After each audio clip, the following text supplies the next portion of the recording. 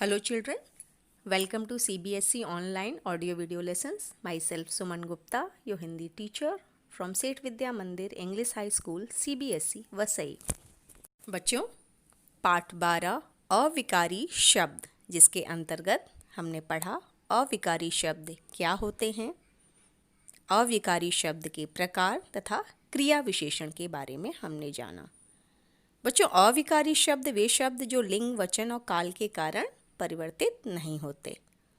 अविकारी शब्द के 4 प्रकार होते हैं: क्रिया विशेषण, संबंध बोधक, समुच्चय बोधक, विस्मयादि बोधक। क्रिया विशेषण हम अविकारी शब्द के पहले भाग में पढ़ चुके हैं। आज हम अविकारी शब्द का जो दूसरा भेद है, संबंध बोधक, जिसे पोस्ट पोजीशन भी कहते हैं, उसके बारे में जानेंगे और समझेंगे। बच्चों, यहाँ पर देखिए, चित्र दिए गए हैं और कुछ अधूरे वाक्य दिए गए हैं। उन अधूरे वाक्यों को पूरा करने के लिए शब्द भी दिए गए हैं। शुरू करते हैं बच्चों। संबंध बोधक। मेरे घर डैश एक सुंदर बगीचा है। यहाँ पर क्या आएगा बच्चों? के लिए, के नीचे, के ऊपर, के पास, ये ऑप्शन है। सही शब्द आएगा के पास। मेरे घर के पास एक सुंदर बगीचा है। दूसरा वाक्य, यह सेब दादी डैश है। क्या आएगा बच्चों यहाँ पर? यह सेब दादी के लिए है। बिल्कुल सही।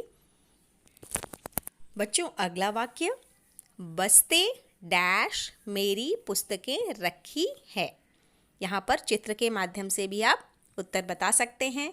सही उत्तर होगा बस्ते के नीचे मेरी पुस्तकें रखी है।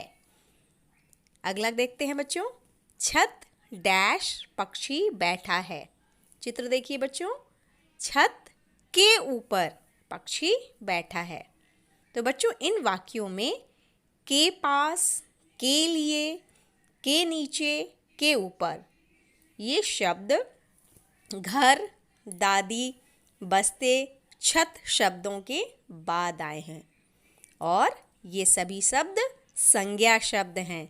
घर स्थान का नाम, दादी व्यक्ति का नाम, छत स्थान का नाम, बस्ता वस्तु का नाम। तो ये सभी शब्द संज्ञा शब्द हैं।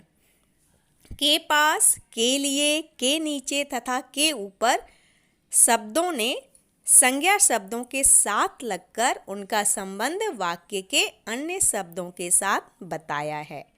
जैसे बस्ते के नीचे मेरी पुस्तकें रखी हैं, तो बस्ता संज्ञा है, उसके साथ जुड़कर उसका संबंध वाक्य के अन्य शब्दों मेरी पुस्तकें रखी हैं से बताया है। तो ये संबंध बोधक शब्द कहलाते हैं। के नीचे, के ऊपर, के लिए, के पास। इस प्रकार जो शब्द संज्ञा या सर्वनाम के साथ लगकर उसका संबंध वाक्य के अन्य शब्दों के साथ बताते हैं, उन्हें संबंध बोधक कहते हैं। कुछ अन्य संबंध बोधक शब्द जैसे के बाहर, के मारे, के भीतर, की ओर, के सामने, के पीछे, के समान, की तरह, के अंदर, के आगे, के साथ, के विपरीत, की तरफ आदि। इसके उदाहरण देख लेते हैं बच्चों। शेर को देखकर डर के मारे उसकी चीख निकल गई। मेरे विद्यालय के सामने खेल का मैदान है।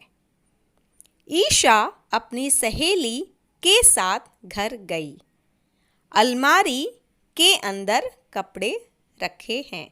यहाँ पर के मारे, के सामने, के साथ, के अंदर, ये सभी संबंध बोधक शब्द हैं जो संज्ञा शब्दों के बाद आए हैं।